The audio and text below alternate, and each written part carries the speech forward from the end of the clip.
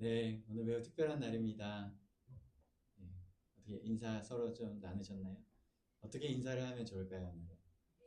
네, 메리 크리스마스 이렇게 인사를 하면 좋을 것 같습니다. 네, 한번 서로 바라보시면 인사 한번 하실까요? 네, 메리 크리스마스. 메리 크리스마스 할렐루야 축하합니다.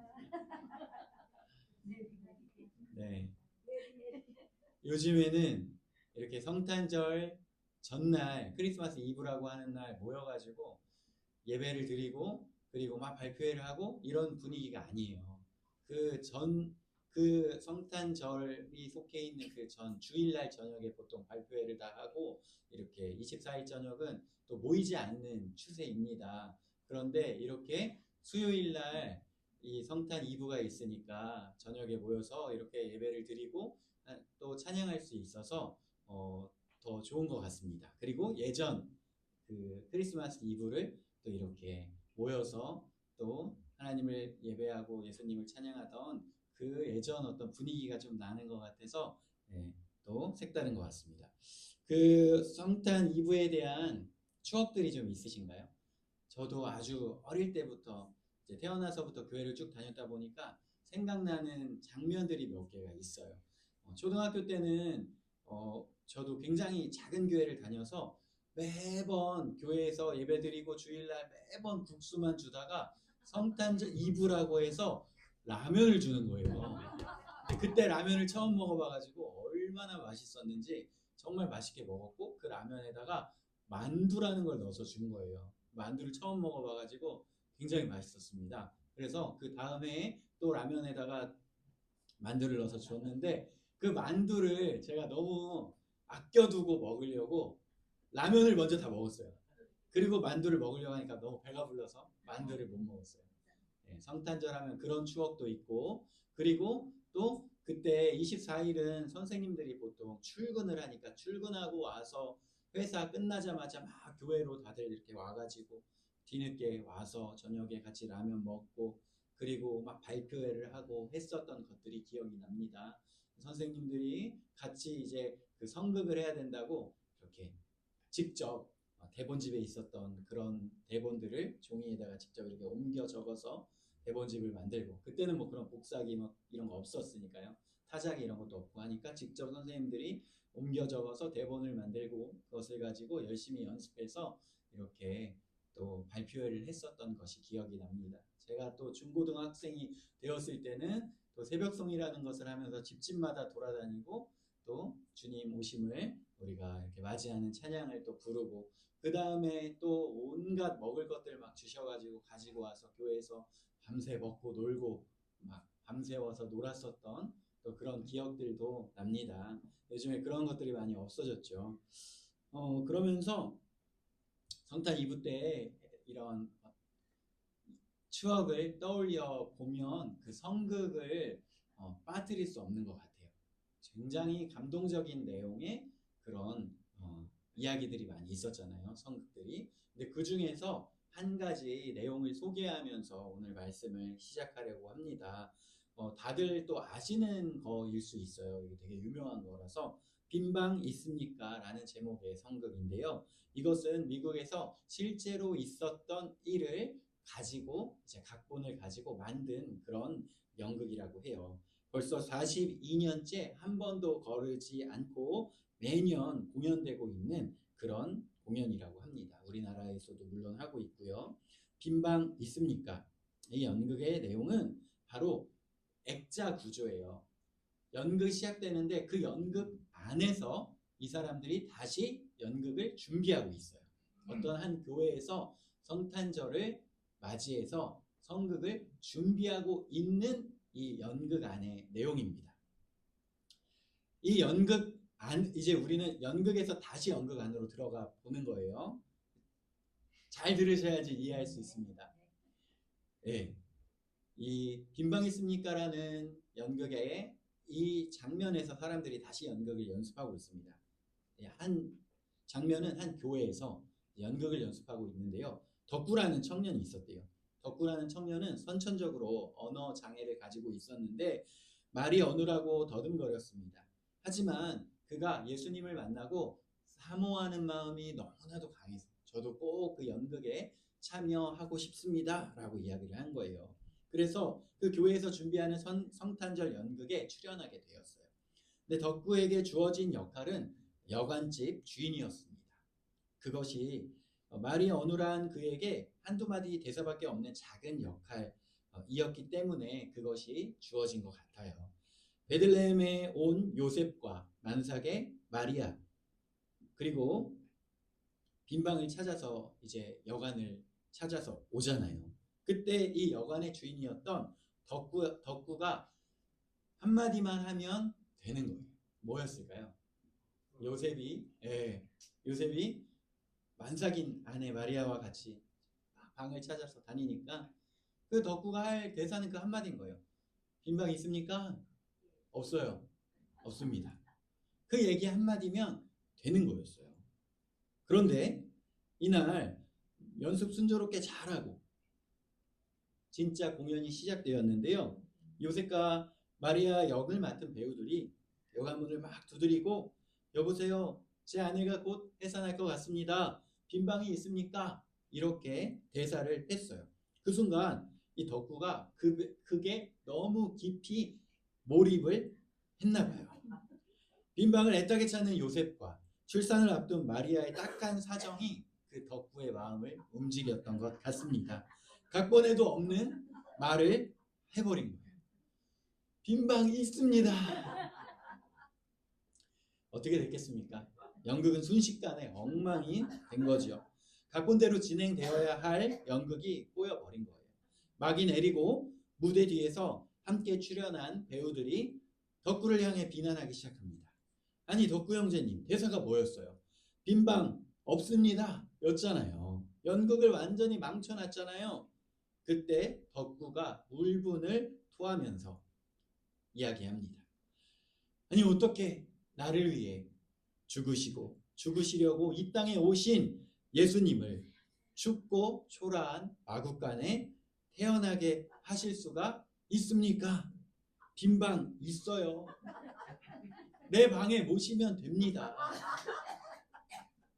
이렇게 이야기를 했어요. 그 순간 이 출연진과 관객들은 깨닫게 된 것입니다. 덕구의 실수가 아니었던 거예요. 그것은 신앙 고백이었던 것입니다. 형식보다 중요한 진실의 외침이었던 거예요. 주님께 드린 최고의 예배였습니다. 이러한 내용으로 이 빈방 있습니까? 라는 이 연극이 미국에서 실제로 있었던 일을 가지고 연극을 만들어서 42년째 공연되고 있다고 합니다. 오늘 우리가 읽었었던 누가복음 2장 1절에서 7절의 내용이요. 그 내용으로 시작이 되는 것이죠. 2000년 전 성탄절 밤의 이야기였습니다. 이 본문은 오늘도 우리에게 여전히 물어보고 있습니다. 빈방 있습니까? 로마 황제의 명령과 하나님의 섭리로 시작이 돼요. 1절, 2절에 보면 그때 가이사 아구스도가 영을 내려 천하로 다 호적하라 하였으니 이 호적은 구레니오가 수리아 총독이 되었을 때 처음 한 것이라 이렇게 나옵니다. 로마의 황제 아구스도 호적 명령을 내렸어요. 이 호적 명령은 보통 왜 내립니까? 인구 조사를 해가지고 정확하게 인구 조사를 해서 평소에는 그 인구 수대로 세금을 걷고 그리고 전시에는 또 남자들의 숫자만큼 제대로 조사해서 전쟁에 보낼 수 있는 군인이 우리가 몇 명 있다. 이걸 철저하게 조사해서 전쟁에 내보냅니다. 그렇기 때문에 이 인구 조사는 굉장히 이 황제 그리고 그곳을 지배하고 있는 사람의 힘을 확인할 수 있는 그런 시도입니다. 당시 로마 제국의 지배를 받던 모든 사람들은 자신의 고향으로 가서 인구 조사에 응해야 했어요. 로마 황제의 명령이었기 때문에 거역할 수 없는 절대 권력의 행사였던 것입니다. 그런데 이것이 단순히 그때 당시에 이스라엘을 지배하고 있던 로마 황제의 그런 권력의 행사처럼 보이지만 이곳에 숨은 하나님의 뜻이 있음을 우리가 기억해야 합니다. 성경의 이 역사적인 사건 뒤에 숨겨진 하나님의 섭리는 무엇이냐? 미가서 5장 2절에 이때 당시 예수님께서 태어나시기 700년 전인데요. 이 미가서 5장 2절에 베들레헴 에브라다야 너는 유다 족속 중에 작을지라도 이스라엘을 다스릴 자가 내게로 나올 것이라. 이렇게 예수님의 탄생이 베들레헴에서 있을 것을 예언하고 있었어요. 메시아는 반드시 베들레헴에서 태어나야 했던 것입니다. 그런데 이 요셉과 마리아는 나사렛에 살고 있었어요. 어떻게 그들은 베들레헴으로 이동해서 자녀를 출산할 수 있었을까요? 이것은 로마 황제의 명령처럼 보이지만 로마 황제의 명령까지도 들어서 사용하시는 하나님의 숨은 섭리를 발견하게 되는 것입니다. 이 로마 황제는요, 아주 기세가 등등하고 자신이 스스로 신이 되었다고 이야기하는 사람이었어요. 자신이 세상의 주인이라고 생각했습니다. 하지만 이 로마 황제의 명령까지도 사용하셔서 섭리로 만드시는 하나님의 손 안에 있다는 거예요. 그 로마 황제의 명령까지도 하나님의 계획을 이루는 도구가 된 것입니다. 역사의 주인이 누구이십니까? 하나님의 손 안에 있다는 거예요. 때로는 우리가 이 세상의 권력자들의 그 명령과 또 다스림 가운데 우리의 삶이 움직인다고 생각할 수 있습니다. 하지만 우리의 인생을 주관하시는 분은 누구십니까? 우리는 하나님의 그 손 아래에 있다는 것을 기억해야 합니다. 3절에서 5절을 보면 모든 사람이 호적하러 각각 고향으로 돌아가매 요셉도 다윗의 집 족속이므로 갈릴리 나사렛 동네에서 유대를 향하여 베들레헴이라 하는 다윗의 동네로 그 약혼한 마리아와 함께 호적하러 올라가니 마리아가 이미 잉태하였더라.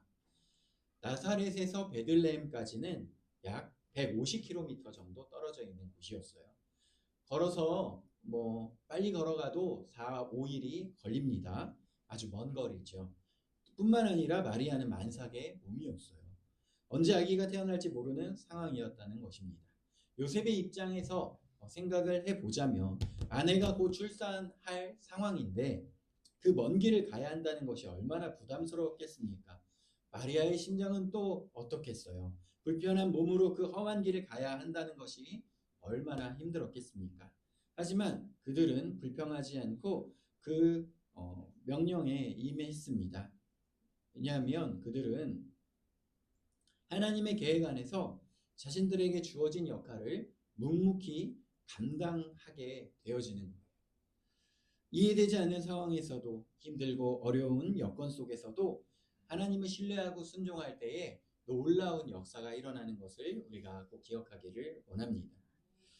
6절에서 7절을 보면 거기 있을 때에 해산할 날이 차서 첫 아들을 낳아 강보로 싸서 구유에 뉘었으니 이는 여관에 그들이 있을 곳이 없음이러라. 이렇게 나와 있습니다. 그들이 베들레헴에 도착했을 때 마리아의 해산날이 임박했습니다. 요셉은 급히 여관을 찾아 다녔을 거예요. 그러나 돌아오는 대답은 한결같았습니다. 빈 방이 없습니다. 죄송합니다. 방이 다 찼습니다. 우리도 어쩔 수 없습니다. 호적 등록을 하기 위해 전국 각지에서 그리고 또 다른 나라에 머물고 있었던 사람들까지 다 왔기 때문에 베들레헴의 모든 여관이 만원이 되었을 거예요. 아무도 만삭의 임산부를 위해서 자리를 내어주지 않았습니다. 누구도 그들의 딱한 사정에 마음을 쓰지 않았다는 거예요. 그래서 그들이 어떻게 됩니까? 결국에 찾아간 곳이 마구간이었어요. 가축들이 먹이를 먹는 곳, 냄새나고 더럽고 추운 그곳에서 아기 예수께서 태어나 누이게 되신다는 거였습니다. 요람도 없었습니다. 갓 태어난 아기 예수님을 누인 곳은 구유였어요. 구유가 무엇입니까? 말 밥통이잖아요. 즉 가장 귀한 예수님께서 가장 낮고 낮은 곳에 인간으로 오실 뿐만 아니라 동물의 그 밥 그릇에 누이게 되었다는 거예요. 하늘과 땅을 지으신 창조주 하나님의 아들이 온 우주의 왕이 이렇게 비천하고 초라한 모습으로 이 땅에 오셨다는 것입니다. 왜 그러했을까요? 여관에 그들이 있을 곳이 없음이러라 이렇게 나와 있습니다. 단순히 이것은 여관에 빈 방이 없었다 이것을 이야기하는 것이 아니에요. 이것은 영적인 의미를 담고 있는 것입니다. 무슨 말이냐? 그때 당시에 예수님을 모실 자리가 없었다는 거예요. 사람들의 마음에 하나님의 아들을 환영할 공간이 없었다는 거예요. 요한복음 1장 10절 11절에 이렇게 기록합니다. 그가 세상에 계셨으므로 세상은 그로 말미암아 지은 바 되었으되 세상이 그를 알지도 못하였고 자기 땅에 오매 자기 백성이 영접하지 아니하였으나. 예수님께서는 자기 땅에 자기 백성에게 오셨습니다. 그러나 그 백성들이 예수님을 영접하지 않았다는 거예요. 그저 물리적으로 예수님이 누일 그 빈 방이 없었던 것뿐만 아니라 아무도 예수님을 모실 그 마음의 문을 열지 않았다는 거예요. 왜냐? 이 사람들이요 굉장히 바빴어요. 호적을 등록해야 했기 때문에 정신이 없죠. 자기 일을 또 다 했어야 했습니다. 그 다른 나라에서 온 사람들은 호적 등록을 해야 하고 집 방도 구해야 되고 얼마나 또 끼니를 해결해야 되기 때문에 그런 것들을 구해야 하고 얼마나 바쁘고 정신이 없었겠습니까? 베들레헴에 모여 있었던 사람들은 어땠을까요? 여관 주인, 식당 주인, 내가 이때 한몫 잡아야 된다. 수많은 사람들이 몰려온다. 그래서 사람들 내 여관으로 또 내 식당으로 데려오기에 굉장히 바빴다는 것입니다. 그들은 자신들의 일상에 너무 몰두한 나머지 하늘의 왕이 그들 가운데 오신 것을 알아차리지 못했다는 거예요. 그들에게 중요한 것은 자기의 사업이었고 자기의 편안함이었고 자기의 계획이었습니다. 만삭의 임산부 그것은 그들의 관심을 끌지 못했어요. 그들에게는 여유가 없었다는 것입니다. 빈 방도 없었고 마음의 여유도 없었다는 거예요. 2000년 전 그날 밤 베들레헴의 수많은 사람들은 자기들의 눈앞에 구원자가 태어나신 그 역사적인 순간을 놓쳤습니다. 그들은 역사상 가장 중요한 사건을 목격하고 그것을 같이 기뻐하고 찬양할 기회를 놓쳐버렸다는 거예요. 왜입니까? 빈 방이 없었기 때문입니다. 실제로 빈 방, 내 마음에 빈 방이 없었기 때문이에요. 그렇다면 오늘날 우리 안에 그 빈 방이 있습니까? 사랑하는 성도 여러분, 연극 속의 덕구는 그렇게 물어봤어요. 어떻게 나를 위해 죽으시려고 이 땅에 오신 예수님을 춥고 초라한 마구간에 태어나시게 할 수 있습니까? 이 질문은 2000년이 지난 오늘 우리에게 똑같이 던져집니다. 우리는 이제 오늘 그리고 내일 성탄절을 기념을 합니다. 교회에서 예배를 드립니다. 찬송을 부르고 또 예수님의 나심을 축하합니다. 내일 내일 온 초등학생들 중에서는 또 교회에서 준비한 선물을 받는 친구들도 있을 거예요. 아름다운 트리를 장식을 해놨습니다. 하지만 정작 중요한 질문이 있다는 거예요. 우리 마음에 예수님을 모실 빈 방이 있습니까? 우리의 마음 무엇으로 채워져 있을까요? 요한계시록 3장 20절에 보면 부활하신 주님은 이렇게 말씀하십니다. 볼지어다 내가 문 밖에 서서 두드리노니 누구든지 내 음성을 듣고 문을 열면 내가 그에게로 들어가 그와 더불어 먹고 그가 그는 나와 더불어 먹으리라. 주님은 지금도 우리의 마음의 문을 두드리고 계십니다. 그런데 우리는 어떻습니까? 문을 열어드리고 있습니까? 아니면 2000년 전 베들레헴 사람들처럼 빈방 없습니다 하면서 그 문을 열고 않고 있지는 않습니다. 우리의 마음을 한번 살펴보아야 한다는 거예요. 우리의 관심, 우리의 기도, 더 많은 돈, 더 큰 집, 더 좋은 차, 더 높은 지위. 우리는 끊임없이 무언가를 더 가지려고 애씁니다. 물질에 대한 욕심, 성공에 대한 갈망, 인정받고 싶은 욕구로 마음이 가득 차 있지는 않은지. 마태복음 6장 33절에서 이렇게 이야기하고 있습니다. 그런즉 너희는 먼저 그의 나라와 그의 의를 구하라. 그리하면 이 모든 것을 너희에게 더하시리라.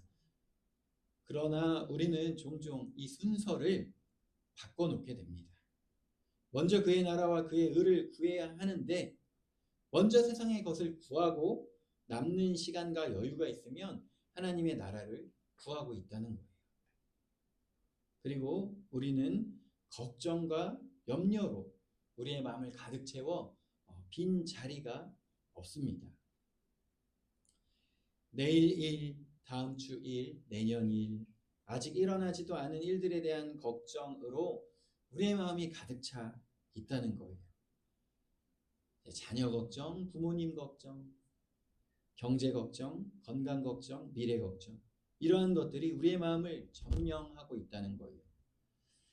하지만 빌립보서 4장 6절에서 7절은 이렇게 이야기하고 있습니다. 아무것도 염려하지 말고 다만 모든 일에 기도와 간구로 너희 구할 것을 감사함으로 하나님께 아뢰라. 그리하면 모든 지각에 뛰어난 하나님의 평강이 그리스도 예수 안에서 너희 마음과 생각을 지키시리라.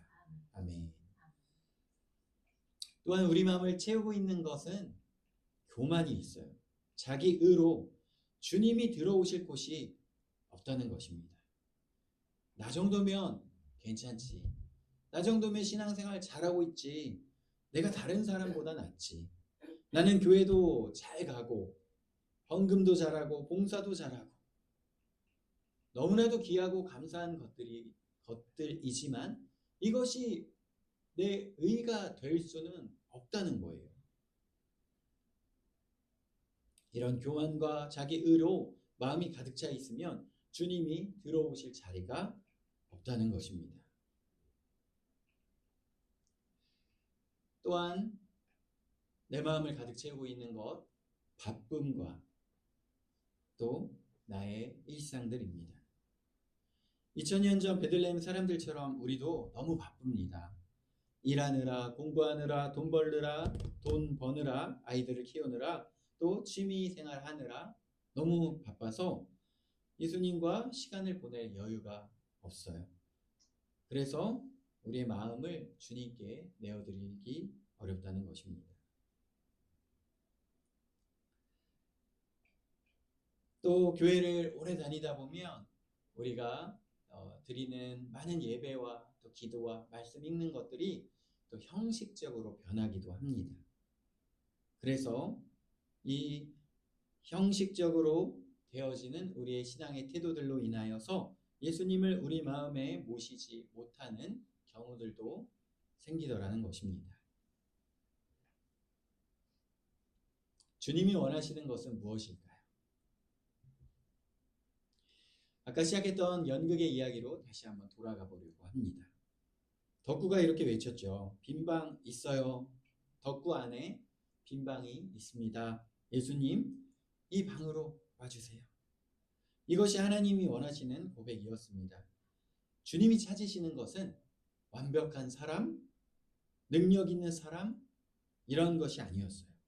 주님이 원하시는 것은 단지 진심으로 환영하는 그 마음으로 활짝 열고 그 비워진 마음의 빈 방에 예수님을 초청하는 것이었습니다.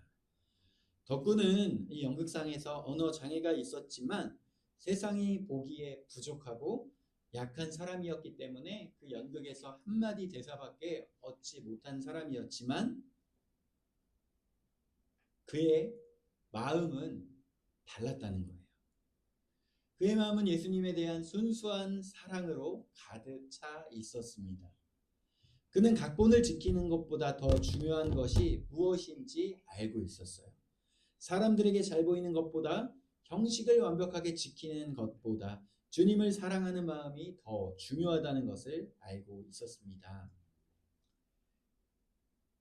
우리가 그 마음을 본받아 이제 성탄절 이브, 그리고 이제 오늘이 지나면 내일 성탄절 예배를 또 우리가 드리게 되는데요. 정말 우리가 그러한 마음으로 나아가길 원합니다.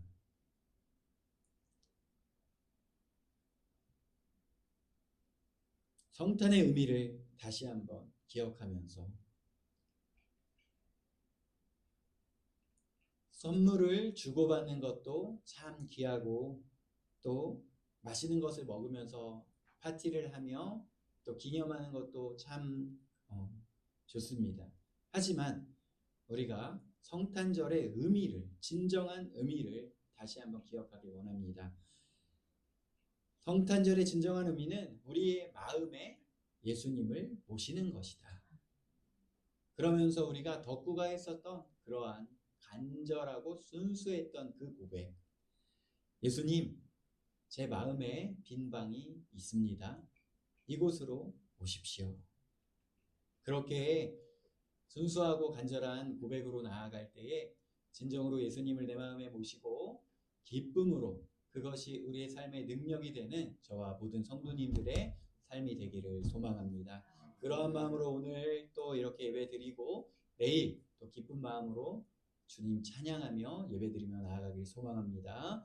잠시 기도하길 원합니다. 주여, 우리의 마음 가운데 너무나도 분주하고 바빠서 2000년 전 그 많은 사람들이 예수님께 빈방 없다고 그렇게 이야기했던 것처럼 동일한 그러한 분주함으로 내가 나아가고 있지 않습니까? 다른 것에 관심이 쏠려서 예수님께 빈방 없다고 외면하는 사람들 중에 제가 있지 않습니까? 다시 한번 저의 마음을 바꿔주시고 변화시켜 주셔서 내 마음에 정말 순수한 고백으로 빈방이 있습니다. 제 마음에 예수님 오시옵소서. 그렇게 순수한 고백으로 나아가는 우리들의 삶 될 수 있도록 주여 도와주옵소서. 같이 기도하겠습니다.